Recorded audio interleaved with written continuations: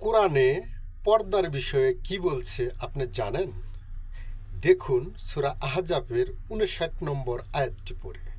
সেখানে আল্লাহ তাআলা বলতেছে, হে নবী, আপনি আপনার পুত্রীগণকে ও কন্যাগণকে এবং মুমিনদের স্ত্রীগণকে বলুন, তারা যেন তাদের চাদরের ক্রিয়াদাংশ নিজেদের উপর টেনে নেয়।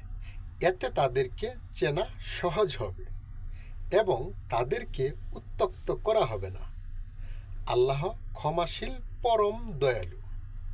এখন আপনি একটু ভেবে দেখুন তো, আপনি যেভাবে পর্দা করেন আপনাকে কি চেনা যায়? কিন্তু আল্লাহ এখানে শর্ত দিয়েছে আপনাকে দেখে যেন চেনা যায়। তাহলে আপনাকে যে চেনা যায় না, আপনি কার মতো, কার বিধান মতে পর্দা করতেছেন? আল্লাহর বিধান কিন্তু আপনি মানতেছেন না। আল্লাহ তাআলা আপনাকে পরীক্ষা নেওয়ার জন্য সিলেবাস কোরআনে দিয়ে দিয়েছে। সেই হিসাবে যদি আপনি পড়েন, মানেন, তবেই আপনি ওই পারে গিয়ে আল্লাহর পরীক্ষায় পাশ করতে পারবেন। একটু ভেবে দেখুন। আপনাদেরকে সবাইকে বলতেছি, একটু আয়াতটি পড়ে দেখুন।